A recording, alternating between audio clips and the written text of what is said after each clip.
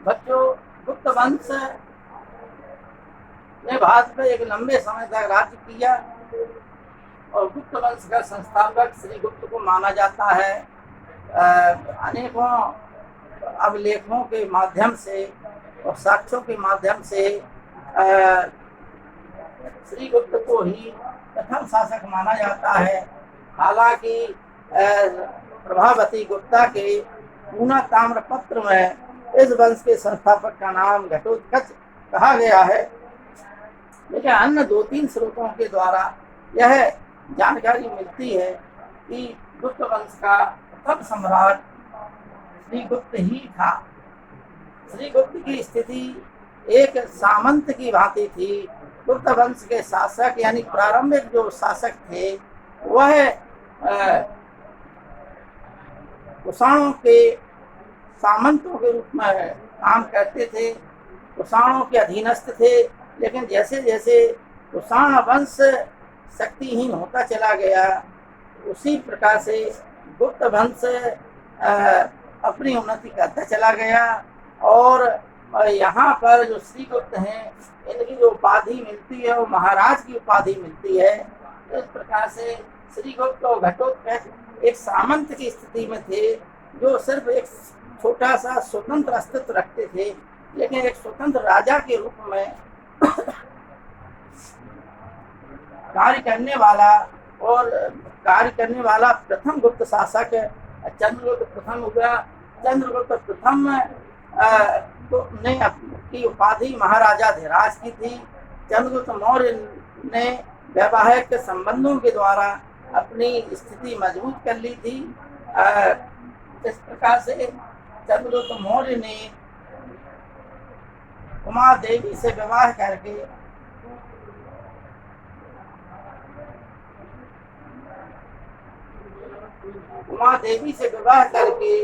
अपनी स्थिति मजबूत कर ली थी। अतः चंद्रगुप्त मौर्य का जो क्षेत्र था, यानी गुप्तों का प्रारंभिक कार्य क्षेत्र उत्तर प्रदेश से प्रारंभ होता है, लेकिन धीमे धीमे करके यह उत्तर प्रदेश और बिहार तक फैल जाता है। और चंद्रगुप्त प्रथम के शासन काल में यह जो है पटना को, पाटलिपुत्र को अपनी राजधानी बनाते हैं।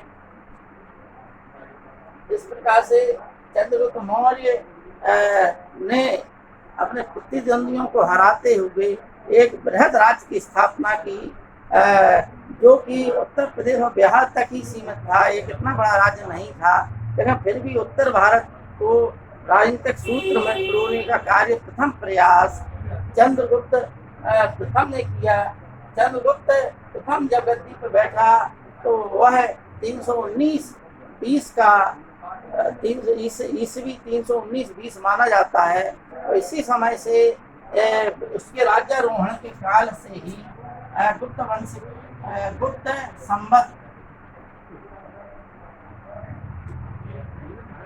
संवत का प्रचलन हुआ। इस प्रकार से 319-20 गुप्त संवत माना जाता है। चंद्रगुप्त की मृत्यु के पश्चात उसका पुत्र समुद्रगुप्त गद्दी पर बैठा, क्योंकि चंद्रगुप्त और कुमार देवी की संतान था। इसे लिच्छवी दोहित्र भी कहा गया, क्योंकि कुमार देवी लिच्छवी राजकुमारी थी। और इसे जो है ऐसा भी कहा जाता है कि लिच्छवी दोहित्र का मतलब है कि इसे अपने नाना के यहाँ से भी राज्य प्राप्त हो गया। इस प्रकार से इसका राज्य क्षेत्र बड़ा हो गया, क्योंकि उनके कोई लड़का नहीं होने के कारण कुमार देवी अकेली लड़की थी। इस प्रकार से उस राज्य का भी, लिच्छवी राज्य का भी गुप्त वंश में विलय होने के कारण एक बड़ा राज्य हो गया। समुद्रगुप्त भारतीय इतिहास में एक महान विजेता के रूप में जाना जाता है, जिसने समस्त उत्तर भारत और दक्षिण भारत विदेशी शक्तियों, सीमावर्ती राज्यों आदि को परास्त करके एक बृहद भारत का निर्माण किया। और कहते हैं बृहत्तर भारत, यानी भारत से बाहर भी जो राज्य बना उसका प्रारंभ जो है गुप्त काल से ही माना जाता है, जिसकी परिणति चोल काल में होती है। लेकिन उत्तर भारत और दक्षिण भारत को एक सूत्र में पिरोने का कार्य समुद्रगुप्त ने किया। अतः समुद्रगुप्त की विजयों का उल्लेख उसके प्रयाग प्रशस्ति स्तंभ लेख से मिलता है।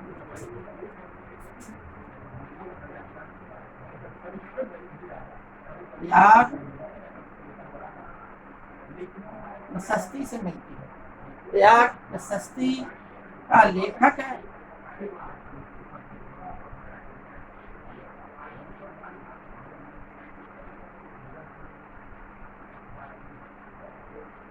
प्रयाग प्रशस्ति का लेखक हरिसेन है, और समुद्रगुप्त की विजयों का संपूर्ण विजयों का उल्लेख प्रयाग प्रशस्ति से मिलता है।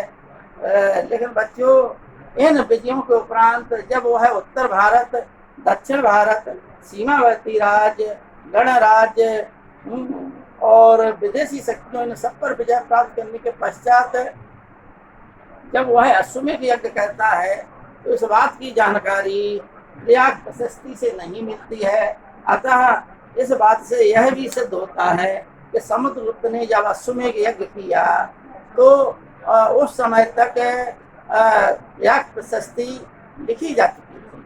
हरिसेन उसका संधि विग्रहक मंत्री था और वह कुछ अन्य महत्वपूर्ण पदों पर भी कार्य करता था। प्रयाग प्रशस्ति चंपू शैली में लिखी गई, संस्कृत भाषा में लिखी गई और चंपू शैली में लिखी गई। चंपू शैली उस शैली को कहते हैं जो गद्य और पद्य दोनों में लिखी जाए। अतः हरिसेन ने समुद्रगुप्त की विजयों का वर्णन किया है। अतः समुद्रगुप्त की विजयों, इन विजयों के पश्चात ही समुद्रगुप्त को B.N. स्मिथ, विंसेंट स्मिथ ने भारत का नेपोलियन कहा। बच्चों, समुद्रगुप्त ने उत्तर भारत और दक्षिण भारत को जीतने के लिए अलग अलग नीतियां अपनाई। सीमावर्ती राज्यों, विदेशी राज्यों, गणराज्यों के प्रति जो नीतियां अपनाई, उन नीतियों का अलग अलग प्रकार से उल्लेख किया गया है। अतः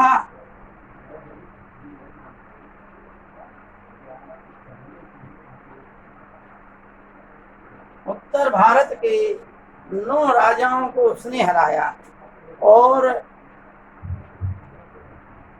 उत्तर भारत को उसने 2 बार आक्रमण किया। पहली बार 3 राजाओं को हराया, फिर दूसरी बार उसने 9 राजाओं को हराया। इस प्रकार टोटल करके उत्तर भारत के 9 राजाओं को उसने हराया, जिनमें से प्रमुख थे अच्युत, नागसेन और कोतकुलक।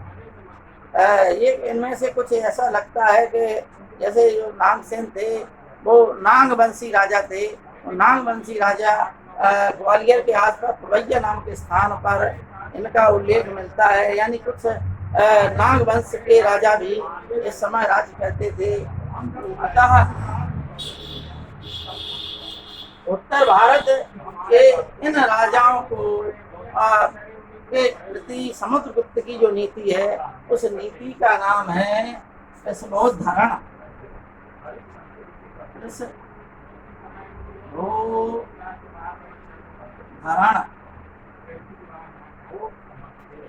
उत्तरापथ के इन राजाओं को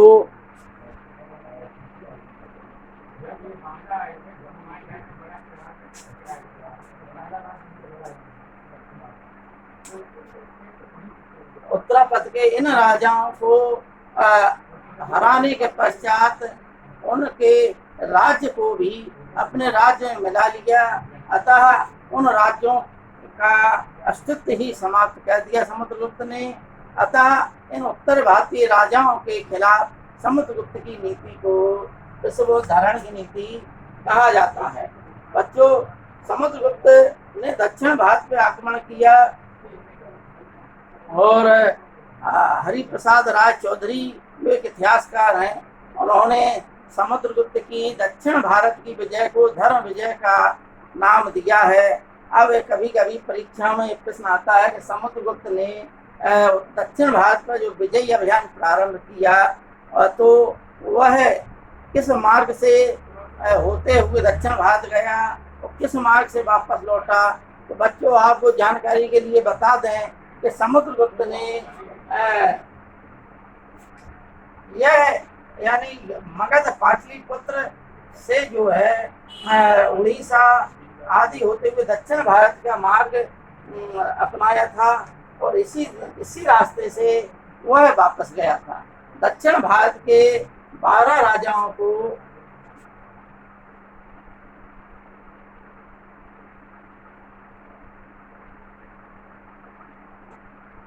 दक्षिण भारत के 12 राजाओं को अलग अलग हराया इसने और अतः दक्षिण भारत के राजाओं के प्रति उसने जिस नीति का अनुसरण किया उसे प्रयाग प्रशस्ति में ग्रहण मोक्षानुग्रह की नीति का नाम दिया गया। कौन सी नीति का नाम दिया गया? ग्रहण मोक्षानुग्रह। ग्रहण मोक्षानुग्रह। अतः दक्षिण भारत के इन राजाओं के साथ में समुद्रगुप्त ने जिस नीति का अनुसरण किया उस नीति का नाम था ग्रहण मोक्षानुग्रह। इसका तात्पर्य यह होगा कि इन राजाओं के साथ समुद्रगुप्त ने संधि कर ली और उन्हें उनका राज्य वापस लौटा दिया। सिर्फ उनकी लक्ष्मी का हस्तांतरण किया, यानी उन्हें जो है अपना अधीनस्थ बनाकर छोड़ दिया। अतः यह राजा समुद्रगुप्त के प्रसाद पर्यंत कार्य करते रहे। इसी को ग्रहण मोक्षानुग्रह कहते हैं, यानी अधिकार में रखकर उन्हें स्वतंत्र पूर्व मुक्त कर देना। सिर्फ उनकी लक्ष्मी यानी कि उनके से जो है रुपए पैसा लेके उनको स्वतंत्र छोड़ दिया। इस नीति को ही ग्रहण मोक्षानुग्रह की नीति कहा जाता है। इस प्रकार से समुद्रगुप्त की सीमावर्ती राज्य 8वें राज्य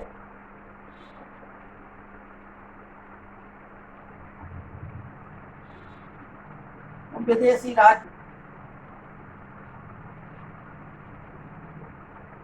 इन विदेशी राज्यों में शक, मुरुंड, कुषाण उस समय बहुत छोटे रूप में राज्य कर रहे थे। इन लोगों को प्रयाग प्रशस्ति में यानी कुषाण वंश के राजाओं ने शाही, सहानुशाही नामक उपाधियां धारण करते थे। तो इनका शाही नामक उपाधि के साथ इनका उल्लेख किया गया है। इन्हें शाही, सहानुशाही, शाही, सहानुशाही के रूप में उल्लेख किया गया। अच्छा, 8वें राज्य वह राज्य थे जो उत्तर प्रदेश गाजीपुर से लेकर मध्य प्रदेश विंध्याचल तक के जो जंगलों में राज्य स्थित थे, उन राज्यों के खिलाफ समुद्रगुप्त ने जो नीति अपनाई और इन राज्यों को अपना अधीनस्थ बनाकर छोड़ दिया। बच्चों, अब सीमावर्ती राज्य तो समतट, डबाग, कामरूप, कैतपुर और नेपाल, ये जो है समतट, डबाग, कामरूप, कैतपुर और नेपाल, इन राज्यों का उल्लेख प्रयाग प्रशस्ति में सीमावर्ती राज्यों के रूप में किया गया है। इन राज्यों को भी समुद्रगुप्त ने पराजित करके उन्हें अपने अधीन बना लिया था और इन राजाओं में से किसी के साथ जो है कन्योपासन, चरणोपासन यानी कन्या प्रदान करना है और उपहार आदि देकर अधीनता स्वीकार करना, दरबार में आकर बार बार याचना करना, अनुग्रह प्राप्त करना राजा का, इस प्रकार की इन राज्यों के साथ समुद्रगुप्त ने नीतियों का अपनाया।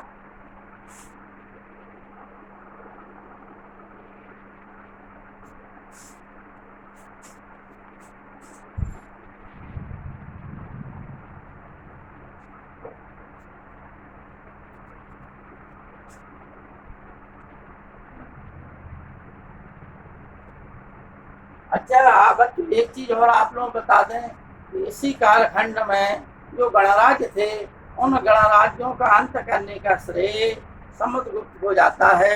यानी भारतीय इतिहास में, प्राचीन भारतीय इतिहास में जो गणराज्य की व्यवस्था थी, उस गणराज्य व्यवस्था को ध्वस्त करने का श्रेय समुद्रगुप्त को जाता है। इसके पश्चात भारत में गणतांत्रिक व्यवस्था वाले राज्य कभी भी सुनाई और दिखाई नहीं देते, ना ही उनके साक्ष्य कहीं लिखे हुए मिलते हैं।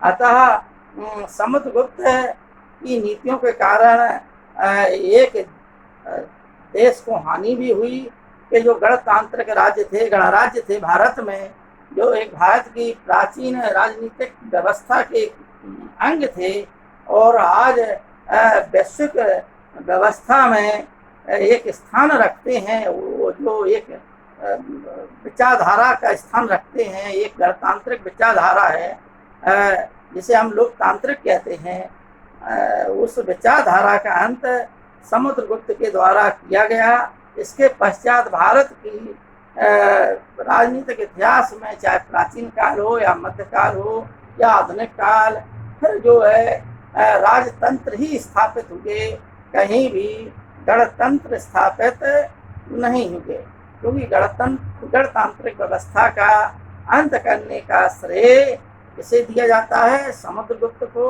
अतः भारत में जो कुछ भी गणराज्य बचे हुए थे, उन गणराज्यों का अंत समुद्रगुप्त को दिया जाता है। इस प्रकार से समुद्रगुप्त ने भारत को एक राजनीतिक एकता के सूत्र में रोकर रखा और भारत को एक रखा। उत्तर से दक्षिण भारत पर विजय प्राप्त करने वाला एक प्रसिद्ध शासक हुआ। और हालांकि छिटपुट अभिलेखों के द्वारा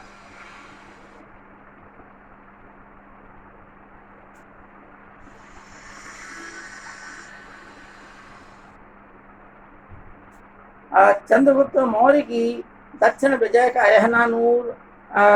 मेहनानूर नामक दक्षिण भारतीय ग्रंथों से चंद्रगुप्त मौर्य की दक्षिण पर अधिकार होने की पुष्टि होती है, लेकिन दक्षिण भारत पर जो लंबा एक विस्तृत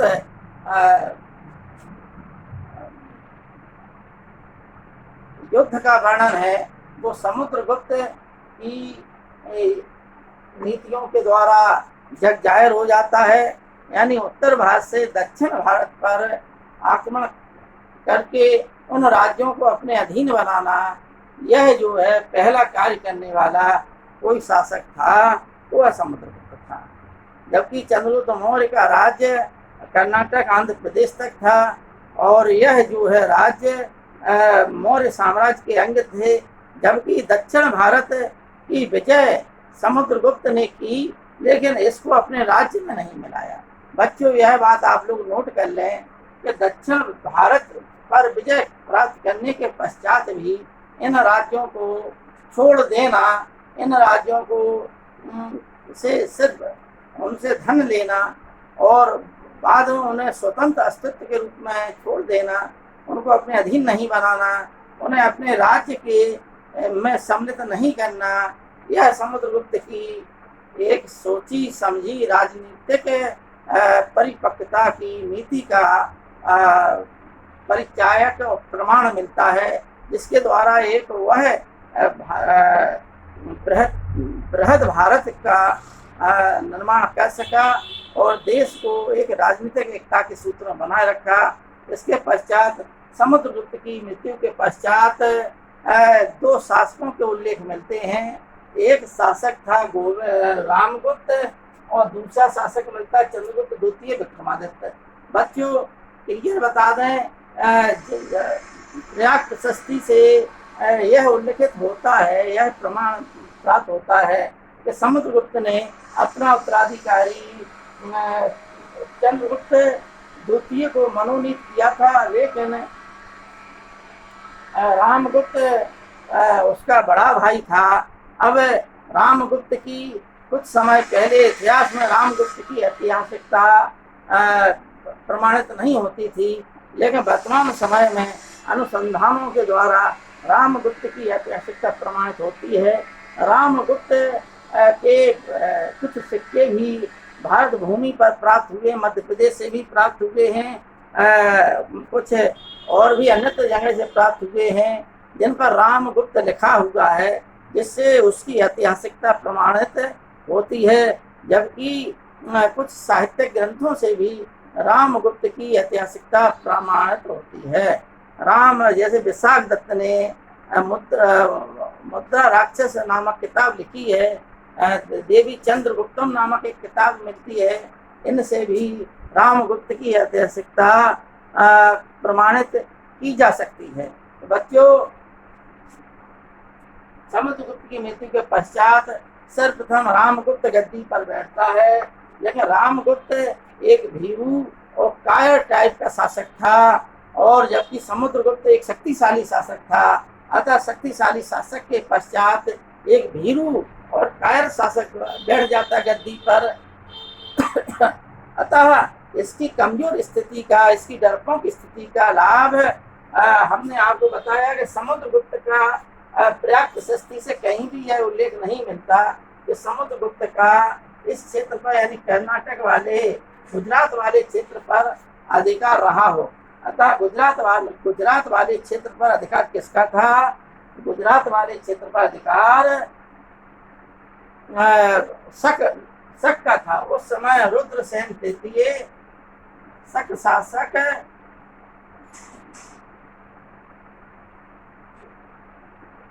रुद्रसेन तृतीय गद्दी पर बैठा हुआ था।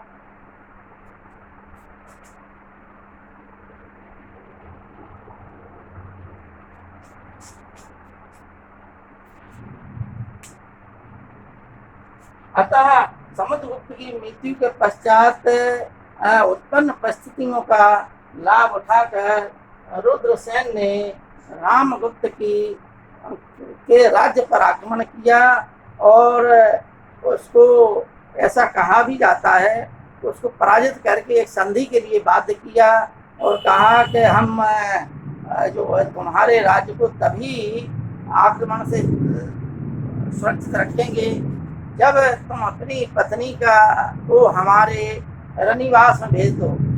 क्योंकि बच्चों रामगुप्त की पत्नी का नाम प्रभावती नहीं, ध्रुव देवी था, या कहीं कहीं ध्रुव स्वामी भी मिलता है, ध्रुव देवी मिलता है। प्रभावती गुप्ता इसी ध्रुव देवी की पुत्री थी। तो यह बात के चैप्टर में, चंद्रगुप्त द्वितीय के चैप्टर में बताएंगे आपको कि कैसे क्या होता है। अतः रामगुप्त रुद्रसेन तृतीय जो शक शासक था उसकी बातों में आ जाता है और अपनी पत्नी को शक शासक के रनिवास में भेजने को सहमत हो जाता है। अतः यह बात जब चंद्रगुप्त द्वितीय को पता चलती है तो वह बहुत नाराज होता है और वह एक योजना बनाता है जहाँ जिस डोली में रानी को और उसकी दासियों को जाना था, उस डोली में, रानी वाली डोली में वह स्वयं बैठ जाता है स्त्री का वेश बनाकर, और जो दासियों की डोलियाँ थीं उनमें अपने सैनिकों को बैठा देता है।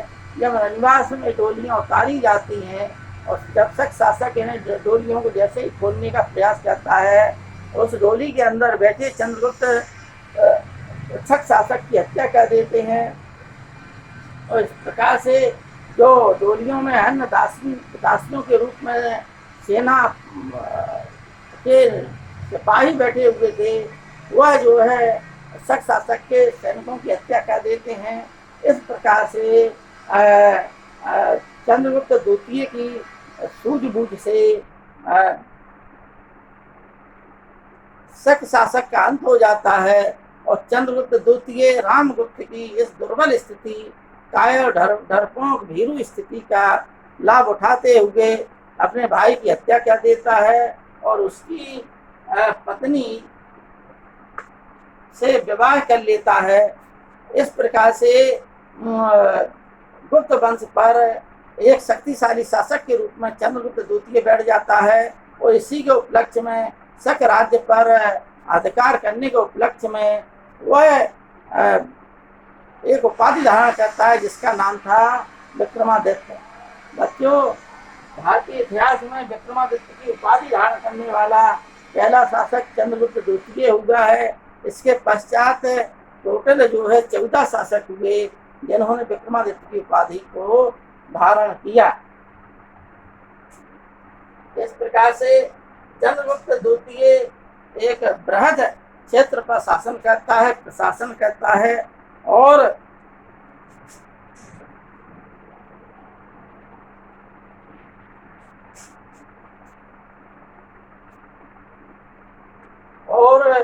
इस कालखंड को ही भारतीय इतिहास का स्वर्णकाल कहा गया है। ऐसा कुछ इतिहासकारों ने कहा है, क्योंकि आर्थिक दृष्टि से, संपन्नता की दृष्टि से, शांति की दृष्टि से, समृद्धि की दृष्टि से यह कालखंड अन्य कालखंडों की अपेक्षा अच्छा रहा, एक योग्य और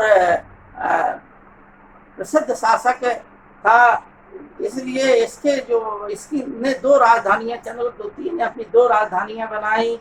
एक राजधानी उसकी पाटलिपुत्र थी और दूसरी राजधानी उसने उज्जैन को बनाया। तो बच्चों, इसके राज्यकाल में राज दरबार में 9 प्रसिद्ध विद्वान रहते थे। इन 9 विद्वानों को ही चंद्रगुप्त विक्रमादित्य के 9 रत्न कहा गया। यह 9 रत्न ऐसे घटकर पर, आर्यभट्ट घटकर पर, बाराय मेहर बर रुचि, शंकु, अमर सिंह, छपणक घटकर पर एक टोटल जो है बेताल भट्ट 9 जो है विद्वान थे। बेताल भट्ट ने ही बेताल 25 लिखी, बेताल 32 लिखी, जिसमें चंद्रगुप्त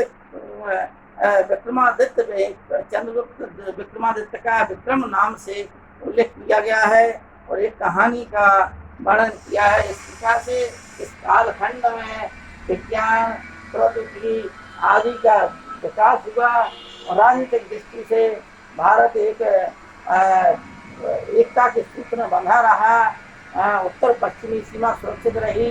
अतः लेकिन जब हम देखते हैं चंद्रगुप्त द्वितीय विक्रमादित्य के पश्चात गोविंद गुप्त बैठता है, कहीं गोविंद गुप्त कहा गया है, इसकी भी ऐतिहासिकता संदिग्ध है बच्चों। लेकिन गोविंद गुप्त कुछ समय के लिए ही बैठा, लेकिन उसके पश्चात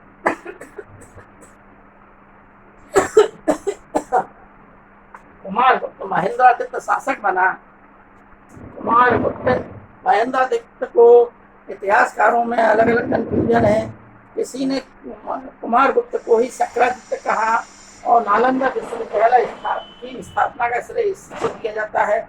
किसी श्रीवास्तव ने जो प्राचीन इतिहास की किताब लिखी उसमें कुमारगुप्त को शक्रादित्य कहा है, जबकि झा श्री माली इन्होंने भी एक किताब लिखी, दिल्ली विश्वविद्यालय से प्रकाशित है, वहाँ से जुड़े हुए हैं। उन्होंने स्कंदगुप्त को शक्रादित्य कहा और बिलसड नामक अभिलेख से शक्रादित्य नामक उपाधि की जानकारी मिलती है।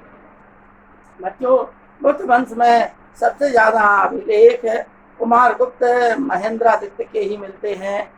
अभी तक गुप्त वंश की मुद्राओं पर जो उनकी राज चिन्ह था, गरुण था, अब इस कालखंड में गरुण का स्थान मोर ले लेता है। तो कुमारगुप्त महेंद्रादित्य के शासन काल में अधिकांशता सिक्कों पर मोहर के रूप में अधिकांशता मोर का उत्कीर्णन किया गया। और जो कुमारगुप्त महेंद्रादित्य के पश्चात, क्योंकि हुनसांग ने लिखा है कि कुमारगुप्त महेंद्रादित्य के शासन काल में नालंदा विश्वविद्यालय की स्थापना हुई थी। अतः स्कंद कुमारगुप्त के पश्चात स्कंदगुप्त शासक बनता है। स्कंदगुप्त के शासन काल में ही या कुमारगुप्त के शासन काल में एक घटना घटी थी। कुमारगुप्त जब जो है वृद्धावस्था की ओर था, उसी समय एक जाति पुष्य मित्रों का इसके राज्य पर आक्रमण हुआ, जिसको इसके पुत्र स्कंदगुप्त ने नेस्तनाबूद कर दिया। लेकिन बच्चों, स्कंदगुप्त के शासन काल में भारत की भूमि पर हूणों का आक्रमण हो जाता है। अतः इस हूण आक्रमण को स्कंदगुप्त दबा देता है। लेकिन बाद में तोड़मान और उसके पुत्र मेहरकुल के द्वारा बार बार आक्रमण करने के कारण गुप्त वंश पतन की ओर चला जाता है। स्कंदगुप्त के पश्चात कुछ समय पश्चात नरसिंह गुप्त बालादित्य के शासन काल में जो हूण नरेश मेहरकुल आक्रमण करता है और नरसिंह गुप्त बालादित्य से मेहरकुल को पराजित भी कर देता है। लेकिन अपनी माता के कहने पर, क्योंकि नरसिंह गुप्त बालादित्य बौद्ध था, अतः अहिंसा परमो धर्मा की नीति के तहत यह उसे छोड़ देता है। अतः बाद में यही मेहरकुल इनके राज्य के लिए हानिकारक होता है, यही हूण हानिकारक होते हैं और धीमे धीमे करके गुप्त वंश का पतन हो जाता है। और अंतिम गुप्त शासक जो है कुमारगुप्त तृतीय को माना जाता है। कुमारगुप्त तृतीय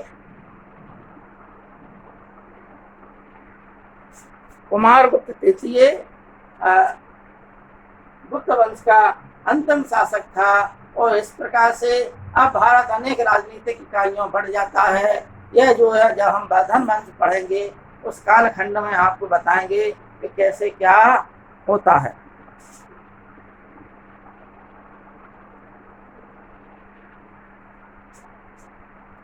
बच्चों, आज जो है आपने